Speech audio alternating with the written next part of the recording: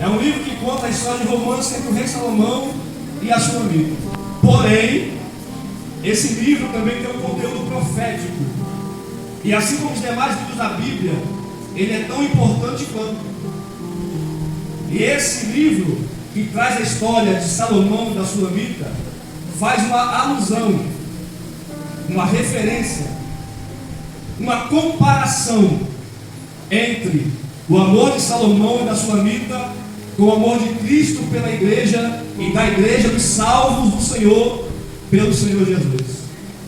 Então você observa que esse livro é muito importante. Alguns talvez nem saibam que esse livro está na Bíblia, mas ele está, e ele tem um valor significativo. Observe que no texto que nós vemos aqui nesta noite, a minha tradução diz: eu dormia, mas o meu coração acordava. Na versão que os irmãos têm aí, na maioria dos irmãos, que é a versão Almeida corrigida, diz: eu dormia, mas o meu coração velava. Interessante. Eu quero pegar dentro desse texto aqui e aplicar na vida da igreja, trazendo para o coração da igreja uma comparação entre a Sunamita e a igreja do arrebatamento, a igreja que vai morar no céu. Voltando ao texto, ela diz: ó, eu dormia, mas o meu coração velava, ou o meu coração acordava. Observe os irmãos que dormir é algo natural, é algo comum entre nós. E como é bom dormir, velho? Dormir é coisa boa, dormir é maravilhoso. Só que tem gente que extrapola. Tem gente que vai dormir e acorda lá por volta do meio-dia. Já foi provado cientificamente que um sono correto, uma noite de sono correta, é de 6 a 8 horas. Se você dormir, segundo a ciência, menos de 6 horas ou mais de 8 horas no dia, você vai dormir, vai acordar cansado, e às vezes até pior do que quando você dormiu. Pode observar que gente que dorme até meio-dia, 1 hora, e acorda cansado e com sono, porque está dormindo demais. As moças, né, que é culto de jovens, cuidado com o horário do sono. Quer que a mãe deixe tudo certinho, organizado, e o bonitão, a bonitona dormindo até meio-dia, 1 hora. Dormir é bom, mas com moderação. Tudo que foge do controle acaba se tornando errado, e é ruim e prejudicial para nós mesmos. Por isso, se você tem o costume, o hábito de dormir muito e acorda cansado, é justamente porque você está dormindo demais. Então dormir é bom, mas moderadamente.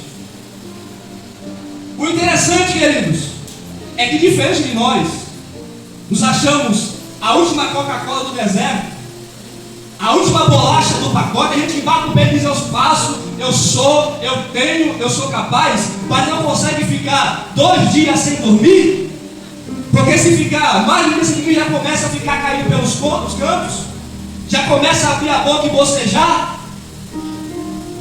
O nosso Deus não tem a necessidade de dormir. Aí Deus que manda lá do céu para mim e para você, orgulhosos e soberbos, dizendo: eu sou a bolacha do pacote. Aí Deus olha para mim e para você e diz assim: quem é você? Não consegue ficar 2 noites acordado, que já fica caindo pelos cantos. Aí Deus vai dizer: eu não, mortal, eu não durmo. O salmista aqui no Salmo 121, do verso 1 ao 4: não deixará vacilar o teu pé, aquele que te guarda não tosquenejará. Eis que não tosquenejará, nem dormirá o guarda de Israel.